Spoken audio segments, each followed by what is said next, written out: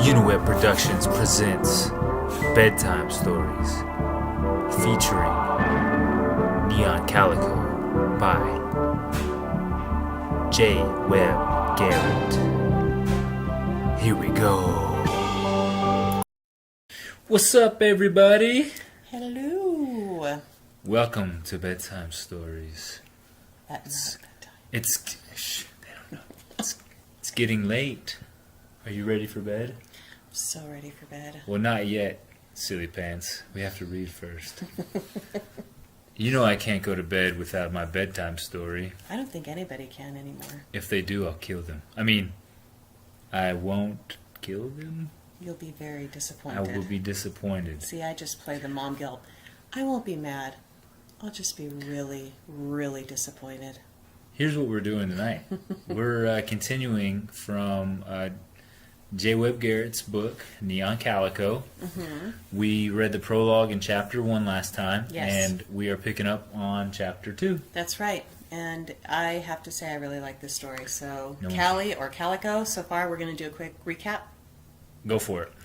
Okay, so we found out that she ended up in, we ended at Roz's bar, mm-hmm. And Roz is basically telling her through her, what do you call it? Basically, her telekinesis port, something like whatever you want to call it. I forgot what they call it. But anyway, Webb has a word for it. That's amazing. Yeah, but it's like they use virtual reality. Like there's a person who's connected, linked. They use their link. Yeah, they have their link. Their N-link. N-link. Yeah, N-link that's is right. what it is. That's what it is.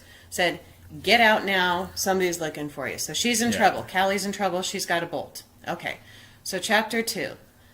I bolt out of the back of Roz's and into the dark, grimy alleyway behind her club. The only light here is coming from the barely glowing illumination rods fastened in the upper plate nearby 100 feet above my head, giving off just as much light as the moon on an overcast night. Ominous. Thankfully, my eyes still have the light sensitivity cranked up from being in Roz's, which means I can see in this gloom as clear as day.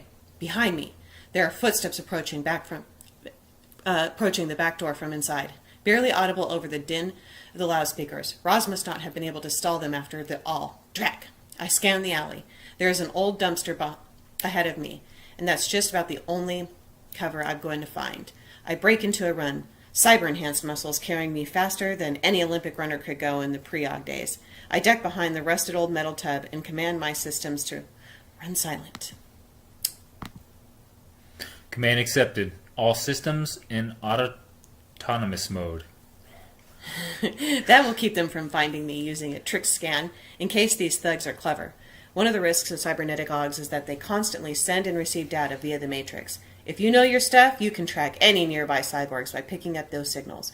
Running silent locks my system out of the Matrix, cutting all feeds. You tend to be a bit sluggish when you're running silent. A side effect of your augmentation's unseen dependency on constant data stream. I can deal with that, though. Unfortunately, no matrix access means my N-link won't function save for direct connections, which means I'm not using it to call for help unless help is in reach of data cable. The back door of the club suddenly bursts open again, and two Asian men in matching dark suits with red ties rush out. Zhang's men, no doubt about it. He always likes the classy uniform look of his guys, rocking the same threads. Ballistic resistant threads, I might add.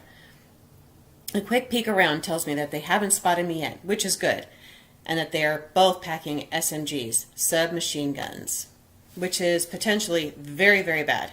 Neither of them have any obvious OGs, but that doesn't mean Drek when it comes to the triad.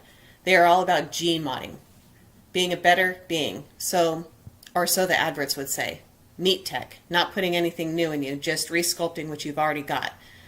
Stimulated muscle growth, larger adrenal glands, quicker firing synapses, that sort of thing. In short, it means they are potentially as much of a threat as a fully loaded cyborg, only you never know it by looking at them. One of them looks to the other and says something in Mandarin, which I'm fluent in, among several other languages, thanks to some of my brain mods. The girl's gone. What now? We find her. The other one says, also in Mandarin. She couldn't have gotten far. Unfortunately true. You check the alley. I'll go see if I can get anything more out of the Hispanic. He means Roz. Drek. If these fraggers hurt her, I'll make them and Zhang pay. Somehow. Kind of feels like a moot point to make threats against a crime boss.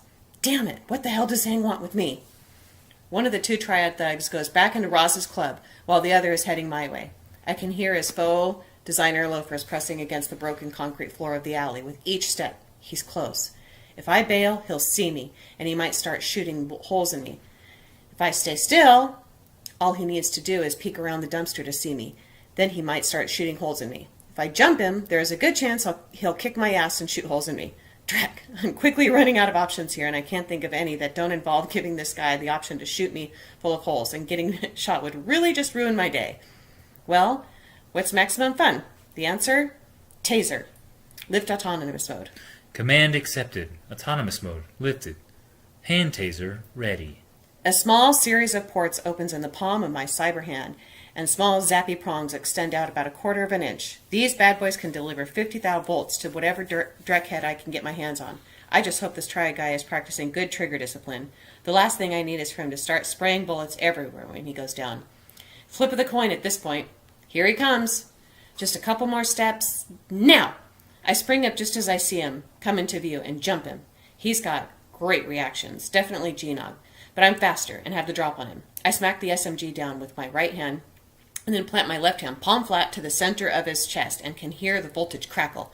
His jaw clenches shut, masking his cry of surprise, and he goes down wriggling. Got him. That should keep him down for a couple of minutes at least. I grab his gun. It's bullpup style QCW, old school but nasty and made in China. Go figure. Fully automatic, built-in sound suppression system, and stocked with HV ammo. From the look of it. Looks like it's been made purposely retro too. No tags, nothing to trace. Jazz. No link though. Meaning my firing software can't connect to it. Oh well, it's mine now. If Zhang's got his men coming after me with guns, then I feel better packing some heat of my own. New toy in tow. I make a break for it. Why the hell does Zhang have his men after me? What the hell did I do to piss off the triad's local favored son? I mean, sure, I'm not exactly one of his on-call joy girls, but I've done a couple jobs for him before, and they went smoothly enough, right? I don't recall fragging any of them in any big way. Dreck, gotta make it back home. Home equals safe. I hope. Dreck. Pixie. Link Pixie. Establishing link. Link established. Pix. Callie, I just tried to reach you, but your inlink was down. Are you okay? Did you hear? About Zhang's guys on my ass? Yeah, I scanned that message. Chip clear. I tell her, still making it towards the end of the alley. Zhang! What does he have? No. Zhang? What does he have? No. That wasn't what I was talking about. I'm talking about Zik. A blast of static hits me out of nowhere, cutting my link to Pixie and nearly knocking me on my ass. It's heavy, like taking a crowbar to the brain pan, and hurts just about as much. That means I'm not a random burst. Someone is jamming me. Run silent. I command my systems. Too late. I'm being overridden. I'm hacked. Vision is starting to go all staticky too. And my whole body starts feeling heavy as those cyber enhancements that normally make me stronger and faster than your average Jane start working against me. I fall. I try to catch myself with my cyber arm, but it doesn't respond and just hangs limp as I crash down face first to the grimy, gross alley floor. Whoever hacked me is good. Damn good. My firewall is top-notch. Only thing better would have been military grade, but no way do I have the flow or connections to pull that. And whoever this is slipped remotely without me being any the wiser. Hey, I might be screwed, but can still appreciate talent. I hear the sound of a car pulling up. Can barely see though through all the static, but at least my ears are still all natural. Can't hack that. 3 doors open and at least as many guys step out. I can see shadows moving close to me through all the snow. I get bursts of clarity, enough to see boots coming towards me. Boots? These aren't Zhang's men. Dreck. Who else did I piss off? Is it her? I hear one of them say in English, which confirms that these aren't triad. No doubt. Another one says, Bag her and let's get out of here. These guys sound local, but I can't see enough to get a solid ID. Who the hell are they? I can barely move, can't see, and I've got an electromagnetic headache hitting me harder than the worst hangover of my life. I feel 2 of them hoist me to my feet. I try and struggle, but it doesn't really amount to much. I'm pretty much dead weight right now. They are moving me back to their car. The engine is still running. This means that they want me alive at least. That's hardly a comforting notion. One of them grabs me by the hair. How? As the 2 others keep hold of me and slot something into my N-link port on the back of my neck. A cyber lock, something to keep any signals from being transmitted or received while also locking down all non-vital cybernetic components. In short, it paralyzes cyborgs and keeps them from calling for help. It's a cyber rape chip. Illegal as hell for anyone who isn't military, police, or corporate security to have, and even then, the use is highly restricted by the higher-ups and frowned upon by general public opinion. Trek, this is definitely not my night. Slight benefit. It knocks out all external signals, meaning no more jamming. My vision comes back and I get a good look at these guys. Black fatigues all around, complete with a few masks, helmets, and ballistic vests. These guys are definitely a Black Ops team, as I don't see any police, military, or corp logos on any of their gear. Could be anybody. Anybody with a budget, that is. Their weapons are definitely military gear, which rules out the cops. And I don't do anti-government work. That brings down way too much heat for me, which makes CorpSec the most likely. Not that it matters at the moment. The guy on my right suddenly goes down, taking me with him, as something near supersonic whizzes above my head. The one who plugged me follows after, a smoking hole having suddenly appeared in his helmet. We're under fire! Another of the ops guys shouts, making for the nearest cover. I can't even hear the shots, meaning they're suppressed, and high velocity judging by the holes in the guy's ballistic armor. Just like the gun I snagged earlier. Is the Triad coming to save my ass now? Blasts from the ops team's assault rifles light up the alleyway, but it's clear they don't actually have a target to shoot at. Bullets fly everywhere, but it's doubtful any of them actually find their marks. The Triad is playing smart. They don't want to be seen. Don't want anything coming back on them for the drones. That means the ops team is dead. Poor bastards just don't know it yet. It's over quick at least. The last of the ops team hits the pavement hard, after taking several rounds to his back. Next come the suits. 3 Triad guys, all wearing the same dark suits with the same red ties. One of them kneels down next to me, speaking Mandarin. We know you can understand us, Miss Calico. Run, and we will drop you. I would not if I could. He pulls the cyberlock out of my neck and offers me a hand up. Hesitantly, I take it. Mr. Zhang would like a word with you, he tells me. 3 others circling around me in case I decide to do something dumb. If you will, come with us. Like I really have a choice, I say back in Mandarin. Scanning them, I see one is helping another to stay on his feet. Trek, it's the one I jolted before. Sorry, I say, trying to sound genuine. He doesn't say anything. He just glares at me. They take me to my glossy black ride into New Chinatown on the upper plate, to a swank hotel where rich Hong Kong drones come to show off just how rich they are while staying in the States. Everything from the decor to the food to the staff is meant to feel like you're back in China. It's meant to make people not feel homesick. All it does for me is make me really want an old-fashioned Chicago-style hot dog to remind me that I'm not back in Hong Kong. I spent my nights in way too many places like this as a kid. Can't stand them now. Zhang most likely owns the place, or owns the poor sap who owns the place. We get in the elevator and one of my escorts slides a card that starts up the penthouse. Yep, this is definitely Zhang's. Even the elevator music sounds fresh off the boat. Ding! The doors slide open to reveal one of the ritziest pads I've ever stepped into. Plush velvet drapes, imported vases with real Mongolian flowers in them. Expressionistic statues of naked dancing ladies or whatever the hell those are supposed to be. A crystal chandelier that looks straight out of an old Disney Triad, and a matching set of hardwood furniture with decorative engravings. That altogether probably cost more than every system I've ever got wired into my body. Everything is so garishly high class that it makes me want to throw the poor trid projector off the balcony just to spice it up a little. I don't do ritzy. It's my inner punk. Zhang is here, of course, and so is his favorite lady, Judith. Zhang is one hot young star of the Chinese mob, sexy as hell, dressed in the same threads as his men, only his really are designer wear. With the body of a male model, he's got a look that screams dangerous with his calm, dark, gunmetal eyes, silky black hair tied back in a short ponytail, and finely trimmed goatee, a crazy mix of violence and sex all rolled up in one fine-ass package. He's a living, breathing success story about how anyone can make it big in the Triad, so long as you're pure-blooded, capable, loyal, and willing to do all sorts of really bad direct for your bosses. No questions asked. Judith is pretty much his opposite in a lot of ways. She's an all-American girl, blonde, blue-eyed bombshell riding on Zhang's arm, but anyone who knows her rep knows that she is a lot more than some call girl. She's cybered up as extensively as I am, though she doesn't tote any obvious ogs, like my arm, and every single one of her cybernetic enhancements is a combat og. That means she's a lot tougher, stronger, and faster than she looks. That, along with the fact that she's about as wide as they come, means she's not officially triad. She's technically freelance like me, a troubleshooter, and one of the best, but she's got Zhang's back. Not surprising considering how many times he's likely had her on her back, but hey, who am I to judge? Hey, Calico, She says, sounding genuinely friendly, the slight twang of her southern accent creeping into her voice. If I had to guess, I'd say she's Georgia-born. Never been, but she sounds like what I think people from Georgia would sound like. Hey, Jude, I say back. Been a while. Zhang gets up from his seat, pocketing the e-cig he's been twirling in his finger. He walks over to me. You're a tough girl to track... Oh, sorry. Go ahead. you're a tough girl to track down, Calico. He says, speaking fluent English, telling his guys to back off me with a wave of his hand. I don't know as much about Zhang as I'd like, but I know he's native to Beijing and he's not chipped like I am, meaning his fluency in English isn't assisted by headwear.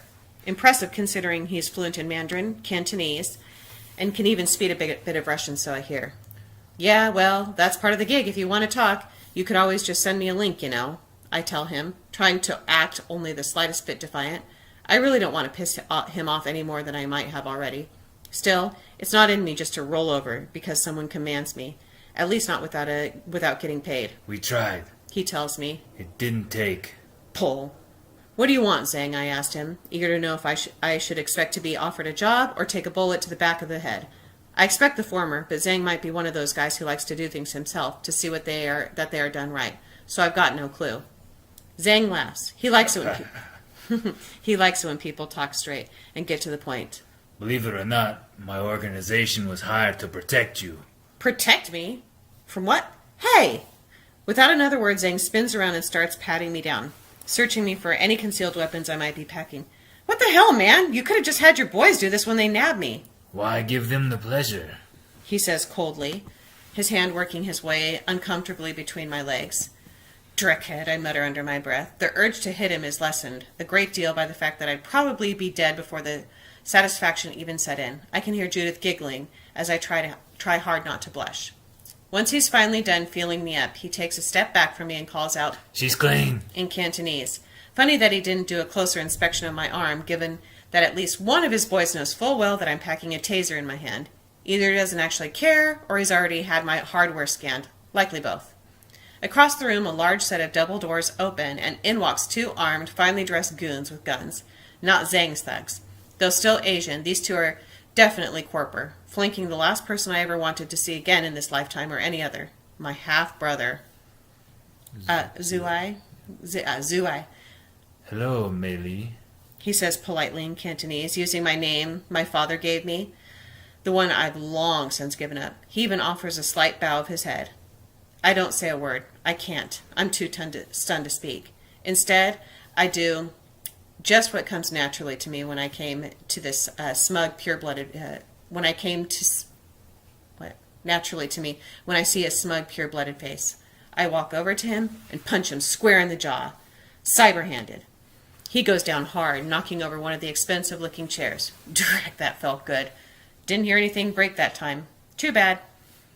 His twin drones raise their guns, shouting at me in Cantonese to put my hands up. Frag them. Zhang's men jump into the game too, only their guns are aimed squarely at guys, and there are more of them. Even Judith gets in on the fun, pulling out an enormous Widowmaker handgun from who knows where and centers it on the guy to my left. Zhang just seems to find the whole thing hysterical. Easy, boys, he says in Cantonese between laughs, speaking to Ai's two bodyguards, who clearly weren't expecting to have all these guns suddenly aimed at them. Why don't we let these siblings have their bonding time, okay? I'll give it to Zhang. He doesn't even have to make a threat to seem threatening. The two seamen lower their pieces away from me, prompting Zhang's men and Judith to do the same. Good call, he says in English. Ai, meanwhile, is slowly climbing back to his feet, one hand rubbing a jaw that I am honestly surprised I didn't break. Regrettably. Nice to see you too, dear sister, he says in Cantonese.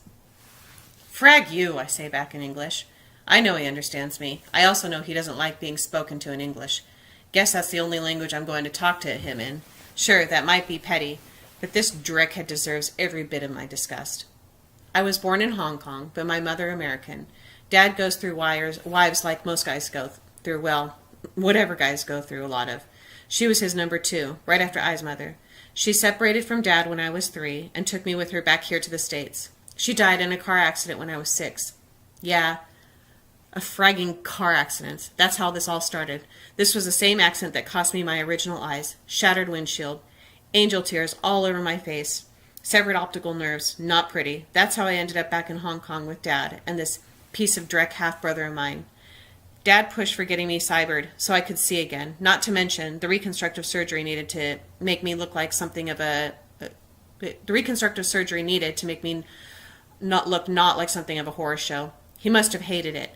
He and I are both pures, all natural, all meat. Hong Kong and the rest of China hasn't been very forward-thinking when it comes to cyberization. And there's this big move over there to, quote-unquote, stay pure, as though being a cyborg makes you somehow less. I don't know. Good? I don't get it. Then again, I never did fit in over there, robotic eyes or not. I was too American, I guess. Funny, because over here I sometimes feel too Chinese. Dad is big time in the Dynast Group, Hong Kong's one and only megacorp, and I have been trying to follow in his footsteps for as long as I've known him. Me, I hated that life. There are just so many limitations. Don't do this, don't do that, don't wear those, don't admit to anyone that you like girls the same way that you like boys. So much dreck. Dad was trying to turn me into his little princess, a bird in a gilded cage of his own design, just so that he could marry me off to the son of some business partners or something in order to improve his standings. Talk about archaic marriage practices. I was not about that. So I ran away when I was 15.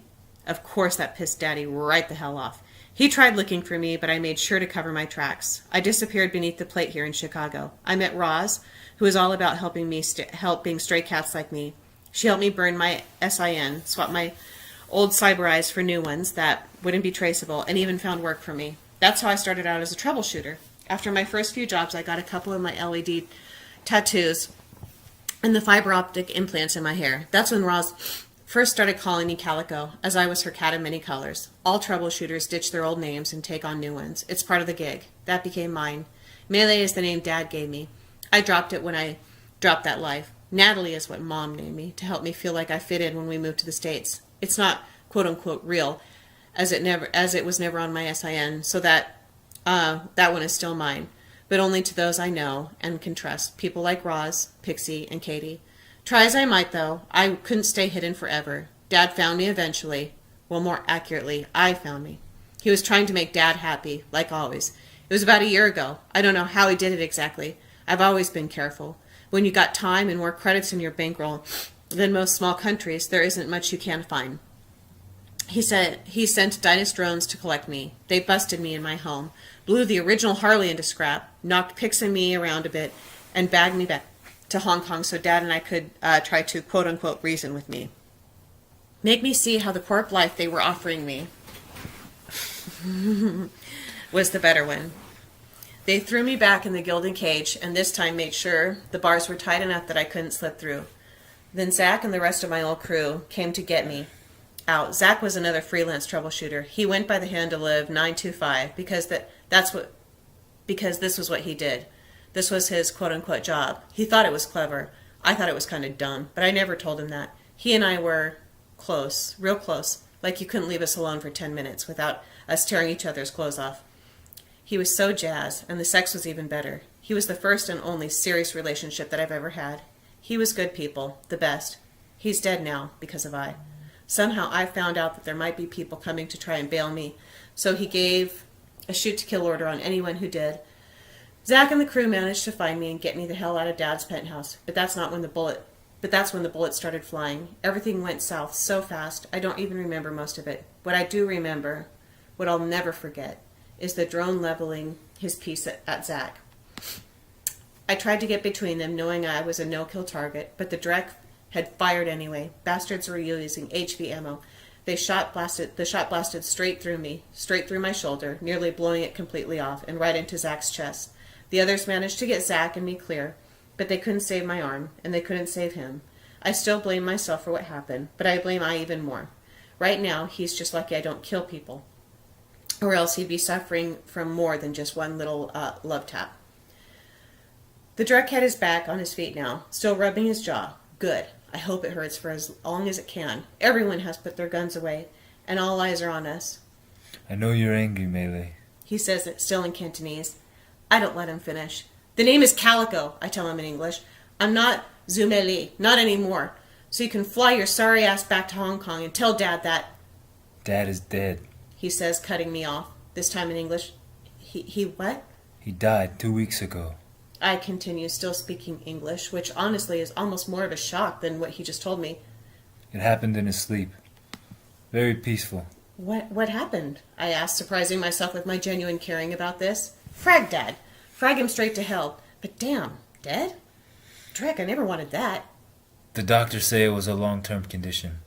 I tells me solemnly. If our father knew, he never spoke a word of it, to me or to anyone. It came as quite the shock. He stops, straightens himself out, and moves over to pick up the chair he knocked over to plant his ass in it. I know there's a bad blood between us, Calico, but I felt that it was only right that you know. No matter how you may feel about us, about me, you are still family. You deserve to know. I'm sorry, I say. Wait, why the hell did I just say that? What the hell is wrong with me? Snap out of it, Callie, focus. But what is all this, I ask him. Why is a Seaman bigwig like you working with a thug like this? Zhang, no offense, I say. Turning back to where Zhang is seated, sucking up vapes from his e-cig with Judas standing beside him, with a hand on his shoulder as if claiming, "This is mine." None taken, Zhang replies in Mandarin, a wiry grin on his face as he blows out a cloud of thick vapor from his nose, reminding me of a coiled dragon just waiting for the chance to breathe fire against whatever sorry little hobbit has come to steal his treasure. Unusual times call for unusual methods. I tells me. Normally, I would not reach out to the Triad as I have, but I found myself with little other option of reaching out to you. Fair enough. Besides, it is important that I see that you are protected. Right. Zhang mentioned protection earlier. What's the deal with that? I asked, crossing my arms. God, I still can't stand looking at him. Even beaten and weary, he still pisses me off. He's been sucking up to dear old Daddy for so long, I'm not sure I could easy tell where his lips end and Daddy's ass begins. But there is a part of me that feels for him. Dad was his whole world, after all, and now he's gone. It still doesn't keep me from seeing Zach's body covered in a mess of our blood, strewn out over a table next to me. The back alley Hong Kong doctor having to tell me that there's nothing they can do for him, even as they tear off the ruined remains of my shoulder to start slapping more ceramics and wiring into me. This has got to be some new kind of emotion. What the hell do you call the combo of sympathy and hatred? I wipes his mouth with a white handkerchief and pulls out of his lapel pocket. There's a speck of red on it when he pulls it away. Jazz. Father left you something. He tells me. That's the real reason I'm here, and why I've hired this man to have you protected. Would that have anything to do with the ops team that tried to nab me when I thought Zhang's men were trying to nab me? I ask. Yes. He says. Those men work a local branch of the Dynast Group, part of a secret project Father had hidden away, even from me. What is it, I ask. If I knew that, I wouldn't need you. He says. Need me? What is this about? I lets out a long sigh, glancing at the red on his handkerchief, before starting to put it back in his pocket and tossing it in the trash bin instead. He then motions to one of his drones and tells him in Cantonese to pour him a drink. The drone does as he is bid, just like a good little doggy that he is. Father's project. I know it concerns you in some way, though I don't know how. I also know that it is still active, meaning that even with him gone, it is still going to carry out whatever instruction he has set for it. The doggy brings his master the drink, which the master takes a sip from without so much as parting a glance, much less a thank you or a loving pat on the head to his pet. Damn, I sound mean right now. Can't help it. Bad mood. It's been a rough day. Personally, I continues. I don't care that you've elected to live the life of whatever it is you think you are. Anarchist, rebel, it doesn't matter to me. My interest in you died alongside our father, as I'm sure your interest in me died a long time ago. 1 year to be exact, Dreckhead. Whatever this project is, it is a waste of resources to me and surely would be a headache for you in the days to come if that ops team was any indication. So what's your point? I ask him. He smiles, taking another sip from his glass. The booze in there is strong. I can smell it from here.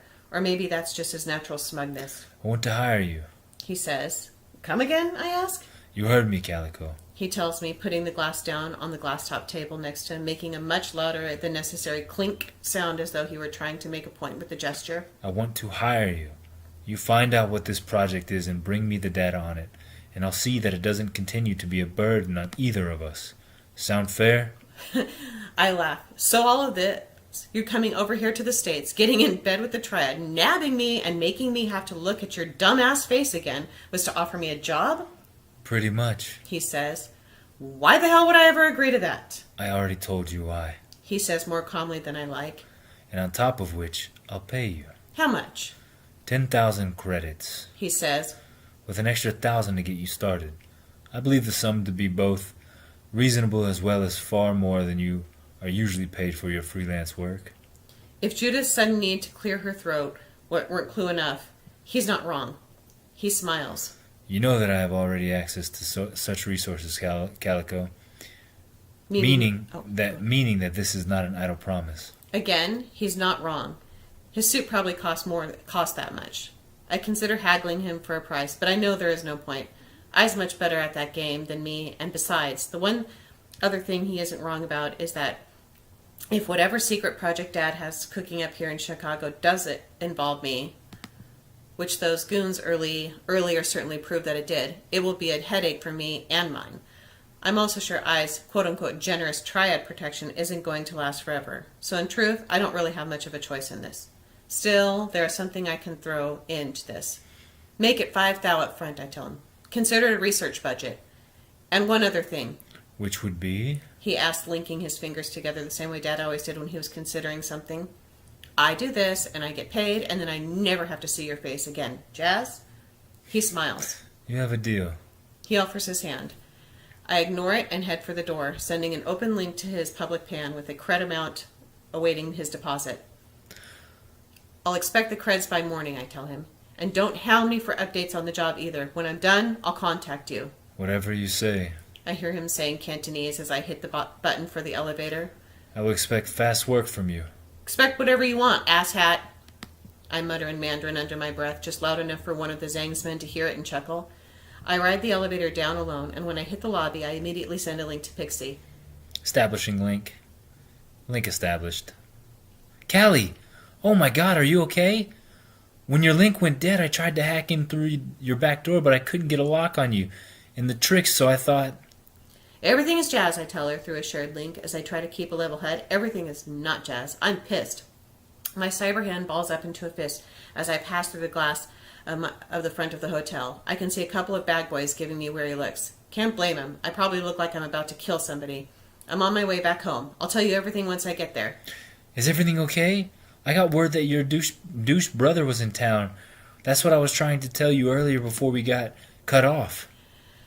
As if just my fragging luck I curse aloud, but not over the link. As I walk outside and hail a cab.